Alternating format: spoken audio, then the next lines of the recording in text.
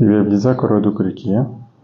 Ndabona uyu muntu wabajije ngo wazatubwire umuti waha umwana unyara mu buriri, ndakwinginze. So uyu muntu ashaka kubaza ibibazo byo kunyara mu buriri. Mu by'ukuri umwana utararenza imyaka 7 ntabwo aba ari ngombwa kumuha imiti. Ni ukuvuga ko reflex ye ubwonko bwe buba butarakura. Rero ntabwo aba ari ngombwa kumuha imiti kuko biba bizagera igihe bikikiza bikarangira akareka kunyara mu buriri. So ahangaha ndashaka gusobanura n'abandi bagera igihe bakanyara mu buriri cyangwa abakiri bato bagatinda kuzareka izo ngeso zo kunyara mu buriri. Akenshi uzarebe umwana unyara mu buriri ashobora kunyara mu buriri kubera stress, swate ni umwana muhora mutabwira neza, umwana ufite ibibazo byo mu mutwe. Ibyo bibazo byo mu mutwe ntabwo mba muzi ko ari umusazi, ni ibibazo byo mu mutwe nyine badatekanye mu mitekerereze bitewe n'impamvu zitandukanye. Icyo ni icya mbere. So umwana rero muhoza kuri stress, nk'aba bana bazinduka buri munsi bajya kwiga mu gitondo, yagera ku ishuri agahura n'abandi wenda bakamuseka, cyangwa yagera ku ishuri yaba atatsinze neza abarimu bakamukubita, cyangwa wowe mubyeyi we ukajya umukarira cyane ukajya umukubita.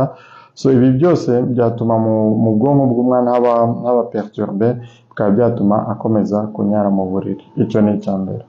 So uyu mwana rero uzarebe nimba koko mu mitekerereze nta kibazo afite, nawe urebe igihe yanyaye mu buriri. Ese ntabwo umuhohotera ngo umukubite, kuko usanga ababyeyi benshi kubera uburere bwahawe, kuko twese nibwo burere twahawe. Igihe kera wanyaraga mu buriri umubyeyi yaragukubitaga very serious. So abo babyeyi rero nibo babaye twebwe. Rero iyo umaze kubyara umwana nawe ukabona anyaye mu buriri, uhita urebera ku byo bagukoreraga ukiri umwana nawe ukabimukorera, kandi ibyo ntabwo ari byo. Hari amakosa ababyeyi bacu bakoraga yo gukubita abana banyaye mu buriri, dukwiye kwirinda, kuko umwana ntabwo anyara mu buriri kubera ko ari uko yabishatse, biba kenshi atabizi.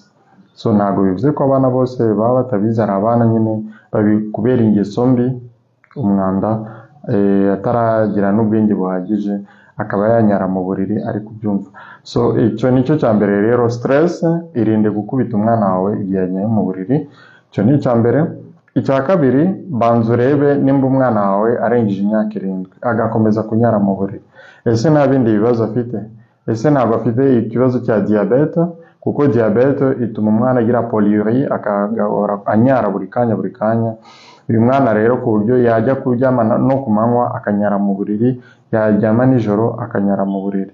So rero nimba ufite umwana akaba anyara mu buriri, haba igihe yaryamye nijoro, haba igihe yaryamye ku manywa, waba afite énurésie diurne na énurésie nocturne, ukwiye kumukorera bakamupima isukari bakareba nimba nta kibazo afite. Icyo ni icya mbere. Icya kabiri, umwana ashobora kunyara mu buriri kubera ko arwaye ama infection. Usanga abantu benshi bazi ko ama infection urinaire ari ama infection y'abantu bakuru. Oya, n'abana bose barwara ama infection mu buryo butandukanye. So rero umwana warwaye ama infection urinaire bishobora kugaragarira muri kwa kunyara buri kanya, kunyara duke. None yaba yagiye kuryama haba ku manywa cyangwa nijoro akinyarira, wowe ukagira ngo ni ingeso mbi, kandi ari umwana wirwariye utwo tu infection urinaire ugomba kudukemura. Ikindi dukwiye kumenya ko igihe turyamye umubiri wacu ukora umusemburo wa vasopressine. Iyi vasopressine ni umusemburo utuma impyiko zidakora inkari nyinshi. Ibi ngibi bikaba bituma dusinzira neza. Hari umwana rero uba udakora uwo musemburo wa vasopressine uhagije, cyane bitewe na ya stress twavuze. Umwana uhozaho stress, umwana udatekanye, umwana uhora ukubita, uhora ubwira nabi, uhora utoteza, uhora utuka, uyu mwana igihe agiye gusinzira ntabwo asinzira neza, bigatuma adakora umusemburo wa vasopressine cyangwa hormone antidiuretique ihagije. Ibi ngibi bikaba byatuma anyara mu buriri. So nimba rero ufite umwana urengeje imyaka 7 ukaba uzi ko anyara mu buriri haba ku manywa cyangwa nijoro gusa, byaba byiza ugiye kumupimisha akareba nimba nta kibazo cy'impyiko afite, nimba adafite icyo kibazo cy'iyo hormone antidiuretique. Bene abo bana bafite ikibazo cy'iyo hormone antidiuretique nibo baba barwaye icyo bita diabete insipide, n'abantu bakuru barayirwara diabete insipide. Rero uyu mwana bakaba bamuvura. So ikindi rero wakora igihe uzi ko ufite umwana yaba muto uri munsi y'imyaka 7, munsi y'imyaka 5, ukinyara mu buriri, wowe nk'umubyeyi icyo ukora buri munsi jya wirinda kumuha ibintu biri mu isukari, amata, icyayi, ikawa.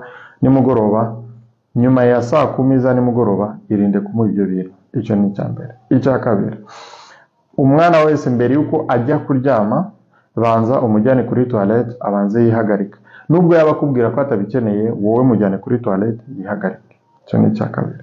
Icya gatatu, hagati mu ijoro saa 6 saa 7 z'ijoro, wowe mubyeyi ibuka ukanguke ujye gukangura uwo mwana agende yihagarike. Nubwo yaba adakeneye kwihagarika, mukangure ajye kwihagarika. Namara kwihagarika aragera mu gitondo agahago cye k'inkari kataruzura, maze abyuke atongeye kwanduza matela. Ikindi uyu mwana igihe yanyaye nk'uko twabivuze wirinde kumukubita.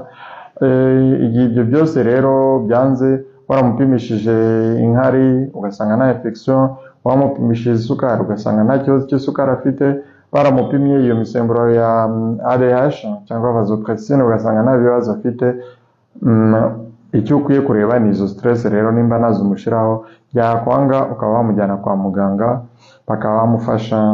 Akenshi babahaza desmopressin, nizo bamuha kugira zifashe wa musemburo wa ADH gukorwa neza, maze birinde ibyo bibazo byo kwihagarika.